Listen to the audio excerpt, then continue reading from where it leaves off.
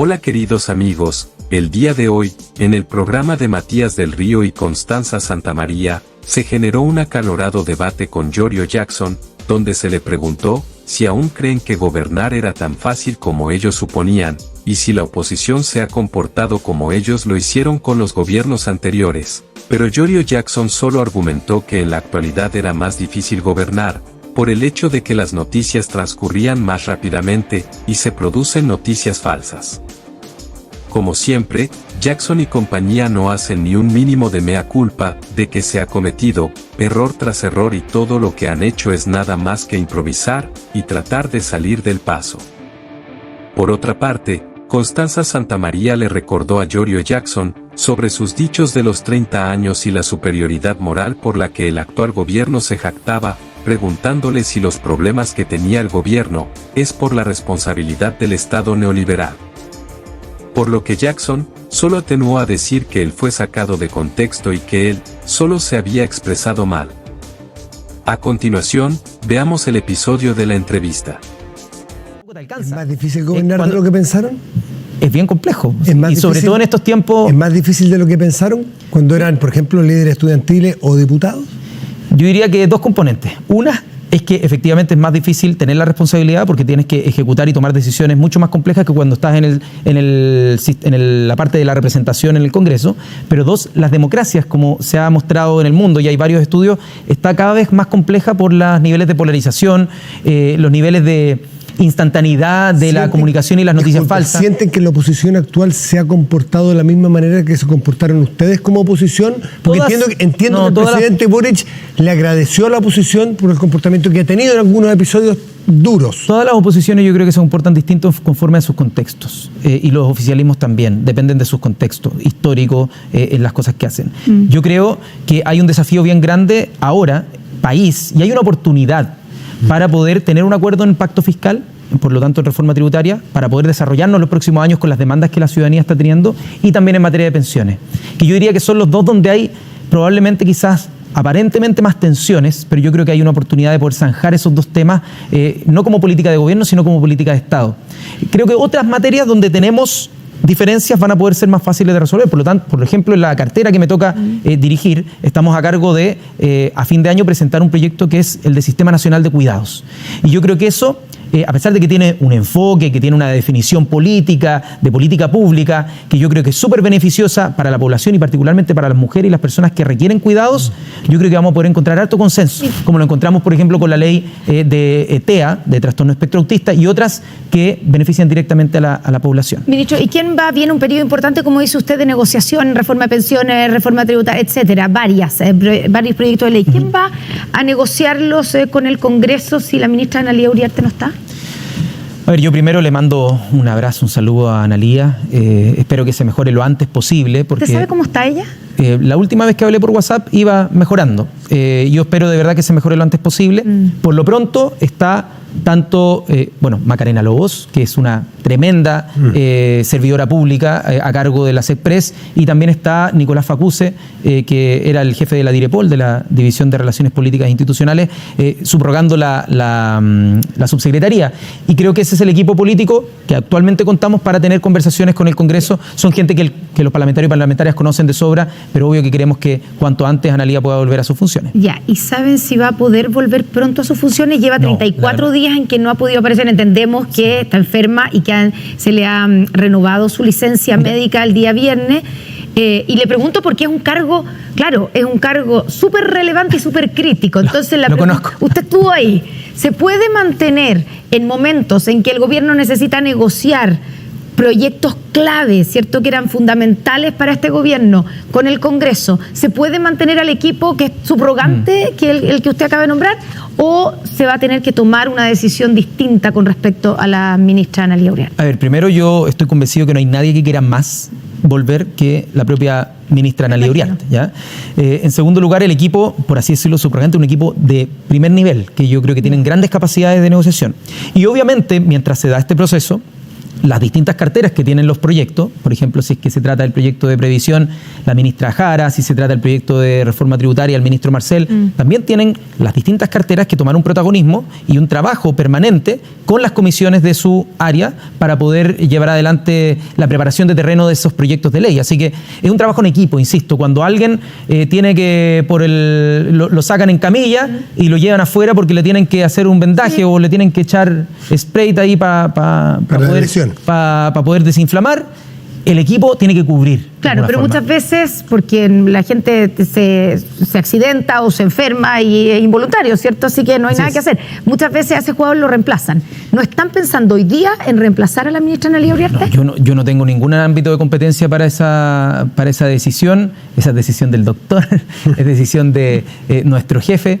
Por lo tanto, ahí yo me declaro totalmente incompetente. Yo sinceramente espero que ella vuelva cuanto antes porque es un gran aporte al gobierno. Todo el despliegue profesional y ministerial que tiene que ser usted lo tiene que hacer con el aparato estatal que tenemos, que contamos. ¿Usted comparte con el diputado Diego Ibáñez que hay que un poco hacer lo posible con este Estado neoliberal que tenemos y que es difícil trabajar en él? ¿Usted catalogaría este Estado de Chile actual como este Estado neoliberal? Y si es así, ¿hay que cambiarlo y cambiarlo hacia dónde? Porque vimos recién el proceso constituyente del 4 de septiembre que se intentó hacer un cambio profundo quizás para erradicar este Estado neoliberal al que se referirá el diputado Ibáñez, y la población dijo que mayoritariamente ese cambio no le gustaba. ¿Cómo evalúa usted ese dicho? ¿Cómo lo interpreta? ¿Lo comparte o no? A ver, es que yo separaría quizás el calificativo en dos partes, porque uno, me toca día a día trabajar con funcionarios y funcionarias que llevan mucho tiempo y que han aprendido mucho de sus labores y por lo tanto son especialistas en el área que llevan adelante. Son gente que viene de carrera, ¿no? Y por lo tanto yo diría que los funcionarios y funcionarias hoy día hacen todo el esfuerzo que está a su alcance y que está disponible dentro de los marcos que la ley les imputa. Y obviamente que el liderazgo que uno pueda aportar, que los equipos que van llegando puedan aportar en términos de empuje, de misión, de echarle para adelante, afecta, porque uno puede motivar también a las personas a ciertas metas, pero también hay ciertas políticas, y yo diría políticas, no Estado, ciertas políticas que tienen un carácter, en este caso, hiperfocalizado, con solicitud de ciertas demandas para poder conseguirlo, o sea que lo hacen bien difícil. Y eso uno podría catalogarlo como de algo neoliberal. Y la pregunta es, ¿podemos cambiarla? Obviamente que hay cosas que podemos cambiar de ahí. Por ejemplo, te pongo un ejemplo de nuestra cartera para que ustedes lo puedan ver. Que alguien podría catalogar de neoliberal o no, pero nosotros tenemos hoy día el subsidio único familiar. El subsidio único familiar es una de las principales transferencias monetarias que se hacen mensualmente con vía de las personas que son causantes, es decir, a los niños, niñas, adolescentes y también a las personas mayores que estén en algún nivel de dependencia dentro del hogar. Y lo que teníamos hasta hace poco es que las personas tenían que ir a postular a la municipalidad, por así decirlo. Tenía toda la carga de la responsabilidad de poder obtener ese beneficio las familias. Tenían que ir a la municipalidad, pasar un trámite, hacer todo un proceso para que 3 meses después recién le pudieran dar la respuesta, y a los 3 años que se cumplía el plazo del subsidio único familiar donde se mantenía, renovarlo. Y estaba la carga siempre en las personas. ¿Qué es lo que hicimos con este proyecto de ley que se aprobó para el bono marzo y para el bolsillo familiar electrónico, pero que pasó un poquito más piola? Es que nosotros automatizamos ese proceso. Entonces ya no va a ser un beneficio al que las personas postulan, sino que es un derecho que las personas tienen por el hecho de estar en una situación de vulnerabilidad. Entonces es el Estado el que tiene que hacerse cargo de ir a buscar a esas personas, a esos cientos de miles de niños, niñas y adolescentes que estando en el 40% de menores ingresos no estaban recibiendo subsidio único familiar. Entonces nosotros nos ponemos la carga de ir a buscar a esas personas y entregarle el subsidio que mes a mes puede ayudarles en vestimenta, en alimentación, en calefacción, en transporte y por lo tanto, o en recreación, y por lo tanto yo diría que hay espacio para que construyamos políticas que dejen esa como hiperfocalización, esa idea de lo neoliberal, y lo hagamos. No tiene que ser tan pomposo, no tiene que ser algo donde se decreta de un día para otro, dejamos de ser un Estado neoliberal. No, día a día cada cartera puede hacer un esfuerzo grande en ir cambiando las políticas hacia un foco de derechos y no hacia un foco subsidiario donde todo el tiempo la carga está en las familias. Ya, pero usted entonces coincide con el diputado Diego Ibáñez en que los problemas que han tenido en este gobierno, su coalición, no es por falta de experiencia, sino por responsabilidad del Estado neoliberal. ¿No es un poquito soberbio eso? No, yo nunca diría... Eso dijo Diego Ibáñez. Yo nunca diría algo así. Yo diría... Usted habló de una superioridad moral en un minuto. Sí, y se la ha sacado en cara hasta... Creo que ese episodio lo dejamos de lado después de varias conversaciones que tuve, porque por un lado creo que fue algo sacado de contexto y fue bien impropio decirlo de la forma que lo dije, y ofrecí disculpas en su momento. Ahora, yo creo que